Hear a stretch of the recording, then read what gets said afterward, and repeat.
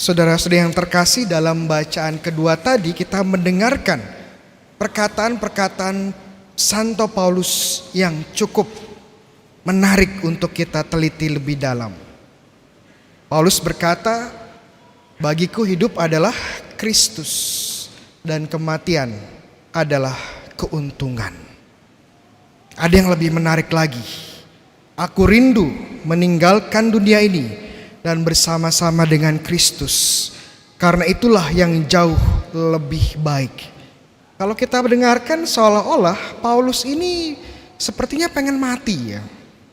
Seolah-olah dia pengen cepat-cepat mati atau mengakhiri hidupnya.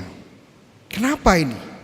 Apakah Paulus sepertinya ingin mengakhiri hidupnya, ingin bunuh diri seperti itu? Tapi bukankah menurut ajaran gereja Katolik bunuh diri itu adalah dosa maut? Suatu yang tidak boleh dilakukan. Kok sepertinya ada kontradiksi? Apa sebenarnya yang terjadi kepada Paulus? Untuk menjawab pertanyaan ini, kita harus melihat lagi konteks dari surat Santo Paulus kepada jemaat di Filipi. Oke, kebetulan ini baru kita masih di bulan September. Bulan September itu bulan apa? Iya, bulan kelahirannya Romo Bayu bukan ya? Bulan kitab suci nasional. Oke, jadi kita akan belajar tentang kitab suci sedikit di sini. Ada yang tahu nggak kitab suci? Dalam kitab suci surat-surat Rasul Paulus ada berapa?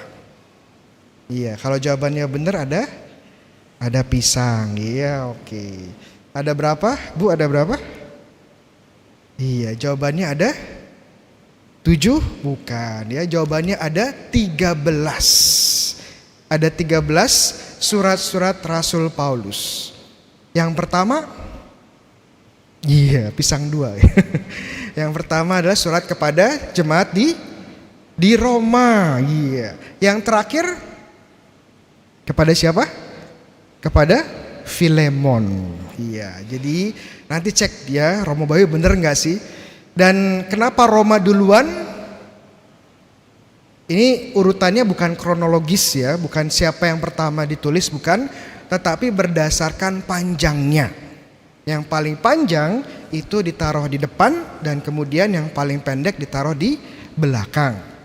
Roma itu kebetulan paling panjang. Ada berapa bab? Ayo, bingung. Ada 16 ya. Yang paling pendek Filemon itu hanya 1 bab ya, hanya beberapa ayat saja. Silakan nanti dicek. Oke, surat kepada jemaat di Filipi ini juga dikenal sebagai surat-surat penjara dari Santo Paulus. Kenapa disebut sebagai surat penjara? Karena memang Paulus menulis surat ini saat dia di penjara. Waduh. Bagaimana kok bisa menulis surat di penjara ya, surat di penjara. Untuk mengerti ini kita perlu kembali melihat kisahnya Santo Paulus. Santo Paulus itu seperti apa sih kisahnya?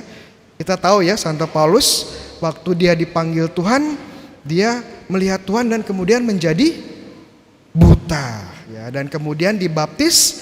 Kemudian setelah dibaptis dia melihat kembali dan menjadi pewarta Injil, pewarta Yesus Kristus yang luar biasa. Mewartakan Injil ke berbagai tempat, dari Asia sampai Eropa.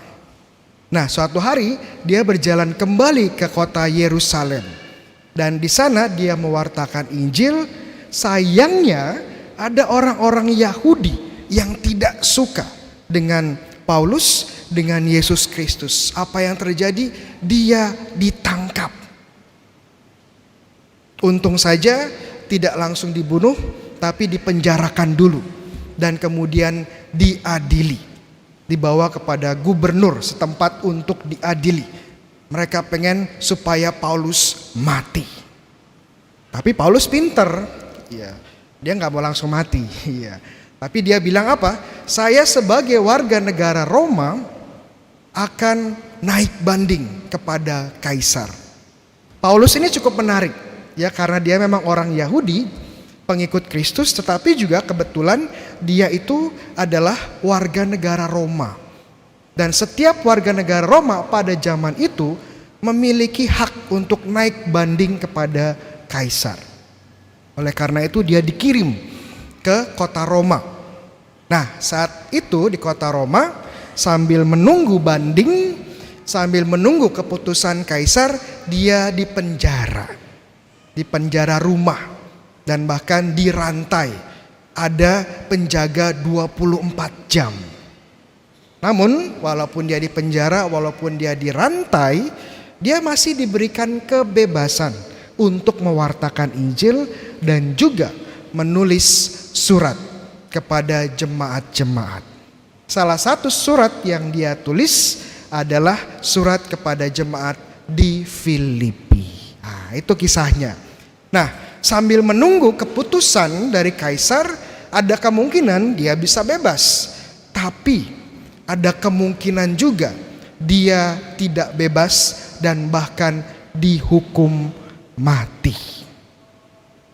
Nah, itu konteksnya. Jadi kita mulai mengerti kenapa Paulus ini bisa bilang hidup adalah Kristus, kematian adalah keuntungan.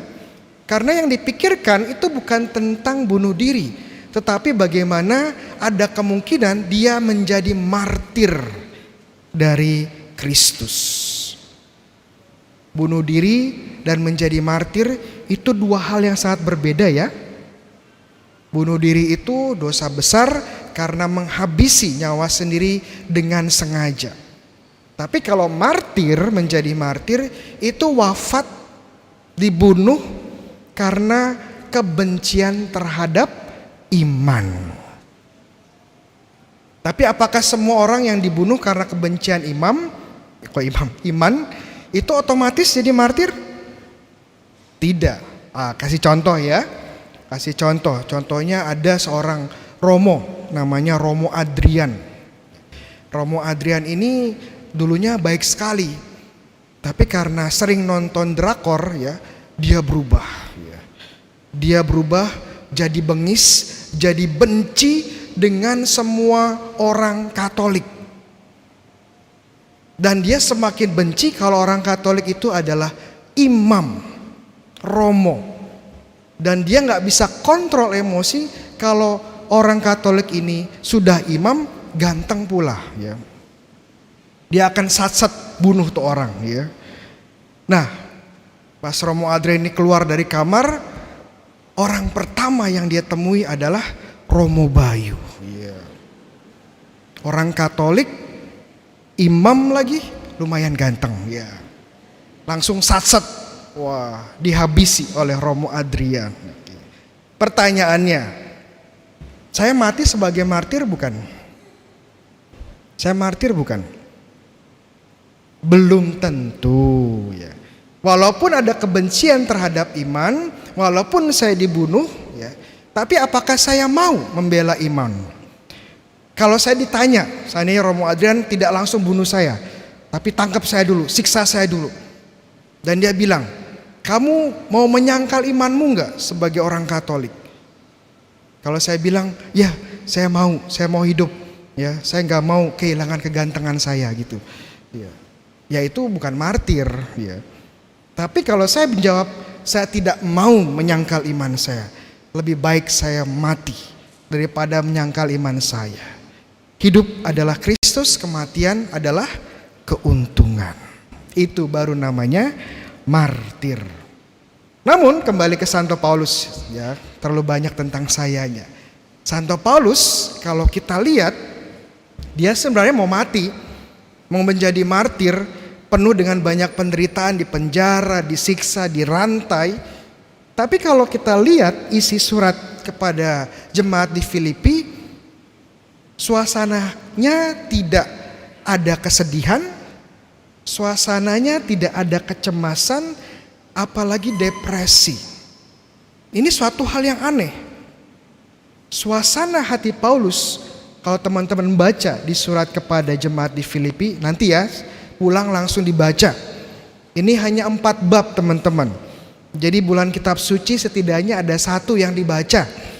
Kitab suci. Dan ini kesempatan baca jemaat di Filipi. 4 bab saja. Sekali baca selesai. Dan atmosfer yang ditunjukkan oleh Santo Paulus adalah penuh dengan sukacita. Bagaimana mungkin di hadapan kematian Paulus bisa menemukan sukacita? Bagaimana mungkin di tengah penderitaan dan penjara dia bisa menemukan kebahagiaan? Gimana coba ya? Jawabannya adalah karena Paulus telah menemukan nilai sesungguhnya dari Yesus Kristus. Dalam surat yang sama, bab 3 ayat 8, Paulus menulis, "Malahan segala sesuatu kuanggap rugi karena pengenalan akan Kristus Yesus Tuhanku lebih mulia dari semuanya.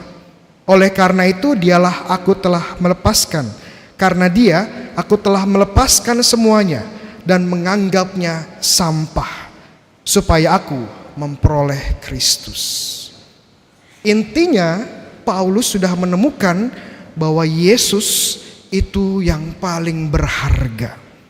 Dan semua hal di dunia ini kalau dibandingkan dengan Yesus adalah sampah.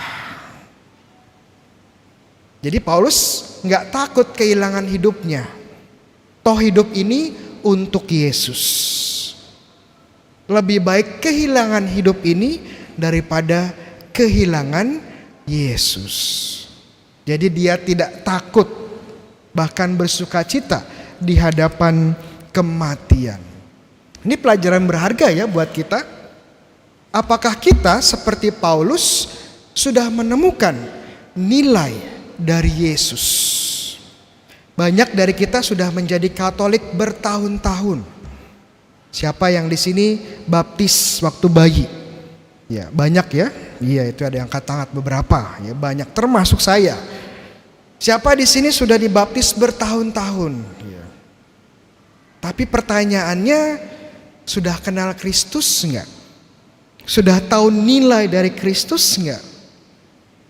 Mungkin di sini ada Katolik ya, karena satu keluarga ya Katolik, kakek nenek Katolik, papa mama Katolik. Ya udah deh, saya Katolik aja supaya sama dengan keluarga.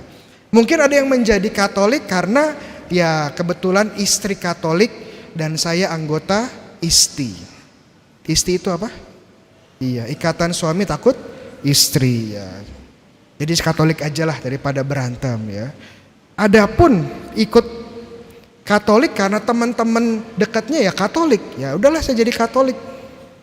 Ikut Katolik kenapa? Karena ya teman bisnisnya, partner bisnisnya, teman main golfnya itu ya Katolik, ya udah deh biar bisnis lancar saya jadi Katolik.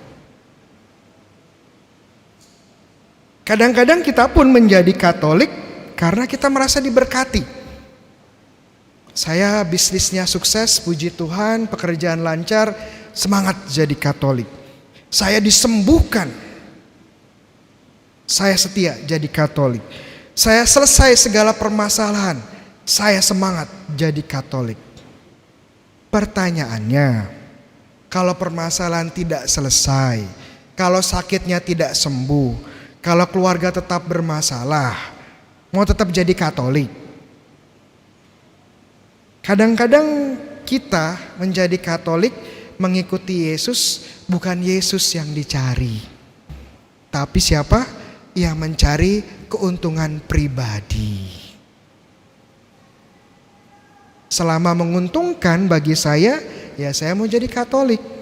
Selama saya bisnisnya sukses, relasi lancar, kerjaan lancar, kesehatan lancar, ya, rezeki lancar, semangat jadi Katolik. Tapi saat kita menderita, marah sama Tuhan, gak mau lagi ke gereja. Dan kadang-kadang saya sedih ya, ada pemuka-pemuka agama yang bahkan menggunakan Yesus untuk jualan, untuk memperkaya diri sendiri, untuk punya tanah banyak, mobil banyak, istri banyak, ya. Jualan Yesus. Sekarang pertanyaannya, apakah kita seperti Paulus menjadikan Yesus dan menemukannya sebagai yang paling berharga, atau mencari diri kita? Harta, kekayaan, pendidikan, kesehatan, relasi itu penting ya. Tetapi hal ini bisa hilang dan bisa kita temukan lagi. Tetapi kalau kita kehilangan Kristus, kita kehilangan segalanya. Seperti Paulus, lebih baik kehilangan hidup ini daripada kehilangan Kristus. Bagiku, bagi kita, hidup adalah Kristus, kematian adalah keuntungan. Tuhan memberkati.